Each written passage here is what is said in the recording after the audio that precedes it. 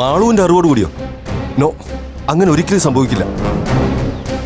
എങ്കിൽ എന്തുകൊണ്ട് അതിനെ ചൊല്ലി മാളും അപ്പും തമ്മിൽ പിണങ്ങിയില്ല? അത് പോട്ടെ, അപ്പു ചെയ്തത് ശരിയായില്ല എന്നൊരു കമന്റെങ്കിലും മാളുവിന്റെ ഭാഗത്തുനിന്ന് ഉണ്ടാവേണ്ടതല്ലേ? ഞാൻ പറഞ്ഞല്ലേ മുരളി, ഒക്കെ ഇപ്പോഴും എൻ്റെ സംശയമോ ഭയമോ ആയിട്ട് കാണാനാണ് ഞാൻ ആഗ്രഹിക്കുന്നത്. പക്ഷേ അത് വെറുമൊരു സംശയമല്ലായിരുന്നു എന്ന് ബോധ്യപ്പെടേണ്ടി വന്ന. ഇല്ല, BP വെറുതെ ആലോചിച്ച് കാട് കയറണ്ട. അവര് തമ്മിൽ അങ്ങനെയൊന്നുമില്ല.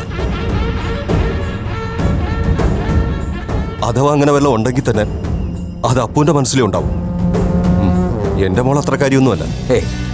മുരളി, എൻ്റെ മോൾ തൻ്റെ മോൾ അങ്ങനെയൊന്നും നമ്മുടെ ഇടയിൽ ഉണ്ടായിട്ടുണ്ടോ മുരളി? അപ്പം മോളും നമ്മുടെ കുട്ടികളല്ലേ മുരളി? യാഥാർത്ഥ്യബോധത്തോടെ വേണം നമ്മൾ ഈ പ്രശ്നത്തെ ഫേസ് ചെയ്യാൻ. ഞാൻ സംശയിക്കുന്ന പോലെ, അല്ലെങ്കിൽ നമ്മളിപ്പോൾ പേടിക്കുന്ന പോലെ ഒരു റിലേഷൻ അവർ തമ്മിലുണ്ടെങ്കിൽ അതൊരിക്കലും ഒരാളുടെ മാത്രം നിർബന്ധത്തിനോ ഭീഷണിക്കോ വഴങ്ങിയിട്ടായിരിക്കില്ല. രണ്ടുപേരും ഈക്വലി ഇൻവോൾവ് ആയിരിക്കും. അതാണ് യാഥാർത്ഥ്യം. ഒരിക്കലും ഗീതയോടോ അശ്വതിയോടോ നമുക്ക് ഈ കാര്യം ഡിസ്കസ് ചെയ്യാൻ പറ്റില്ല. അവരിതറിഞ്ഞാൽ ആകെ തകർന്നു പോകും. അതുപോലെ തന്നെയാണ് അപ്പുവിൻ്റെയും മാളുവിൻ്റെയും കാര്യം. നമ്മളിങ്ങനെ സംശയിക്കുന്നതായി പോലും ഒരു നേരത്തെ സൂചന അവർക്ക് കിട്ടിയാൽ പിന്നെ അവരില്ല മുരളി. കുറ്റബോധവും നാണക്കേടും കൊണ്ട് അവരെന്തെങ്കിലും അവിവേകം കാണിച്ചെന്നിരിക്കും. BP, നമ്മളെങ്ങനെ?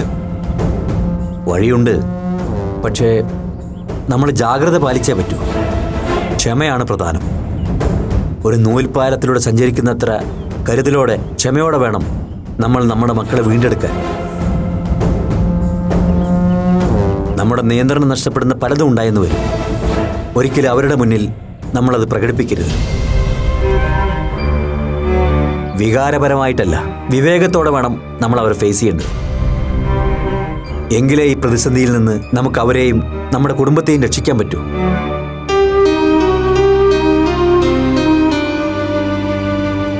ധൈര്യമായിട്ടിരിക്കടോ, നമ്മളിത് ഓവർകം ചെയ്യും.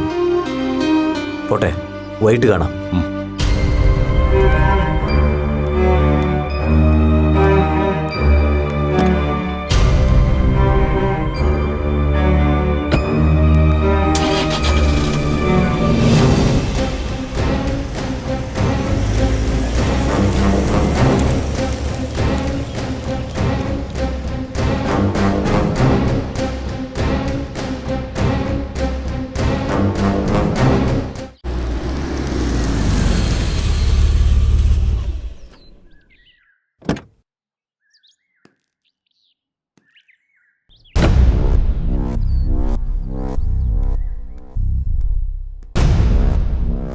എന്തുപറ്റി? വരാൻ ലേറ്റ് ആവുമെന്ന് പറഞ്ഞിട്ട് പോയ ആള് നേരത്തെ വന്നല്ലോ. നേരത്തെ ഇറങ്ങി, നല്ല സുഖം തോന്നിയില്ല.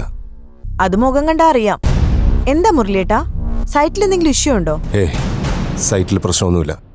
പിന്നെന്താ പ്രശ്നം? ഒന്നുമില്ലെന്ന് പറഞ്ഞില്ലേ? നീ പോയി ചായ എടുത്തേ. നല്ല തലവേദന.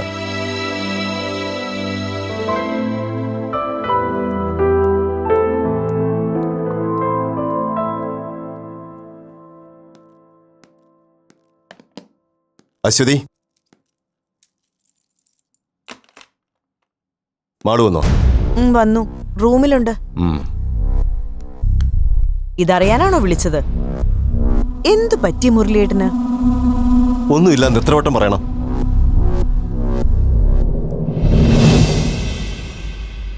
ഈ അച്ഛനും മോൾക്കും ഇത് എന്തു പറ്റി? ഒരാളാണെങ്കിൽ കാര്യമില്ലാതെ ദേഷ്യപ്പെടുന്നു, മാളു ആണെങ്കിൽ തലവേദന എന്ന് പറഞ്ഞ് റൂമിലടച്ചിരിക്കുന്നു. അവളുടെ തലവേനയൊന്നും നീ കാര്യമാക്കണ്ട ശ്രുതി. അപ്പുറത്തെ കൊച്ചുമായിട്ട് കൂട്ടുമുറിഞ്ഞതിന്റെ ഒരു ഏനക്കേട് കാണും. അതൊക്കെ ഒന്ന് മാറി വരണമെങ്കിൽ 2-3 ദിവസം പിടിക്കും. മുരളിയേ, കേട്ടോ മുരളി, അടുത്ത മാസം ആദ്യം കൊള്ളാവുന്ന 2-3 മുഹൂർത്തം ദേ ഈ പഞ്ചാംഗത്തിലുണ്ട്. ആ കൃഷ്ണൻകുട്ടി കണിയാനോട് പറഞ്ഞ് ഇതിലേതെങ്കിലും ഒന്നങ്ങ് ഉറപ്പിച്ചാലോ നമുക്ക്?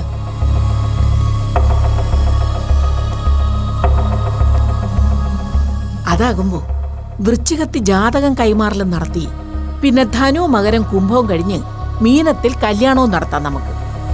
മീനമാസം ആവുമ്പോ മുഹൂർത്തത്തിന് ഒട്ടും പഞ്ഞമില്ലതാനും. കൊച്ചിന് കൊല്ലപ്പരീക്ഷ വല്ലതും ഉണ്ടെങ്കിൽ അതും അങ്ങ് കഴിയും. അങ്ങനെ എല്ലാം കൊണ്ടും മീനത്തിൽ തന്നെ നോക്കുന്നതാ നല്ലത്. രണ്ടു കൂട്ടർക്കും ഒരുങ്ങാനും വിളിക്കാനും ഒക്കെ ആവശ്യം പോലെ സമയവും കിട്ടും. അമ്മയൊന്ന് ചുമ്മാതിരിക്കുന്നുണ്ടോ? ഇതൊന്നും ആലോചിക്കാൻ പറ്റിയ നേരമല്ലത്. മനുഷ്യനോട് ഭ്രാന്തി പിടിച്ചിരിക്കുമ്പോഴാ കല്യാണവും മുഹൂർത്തവും.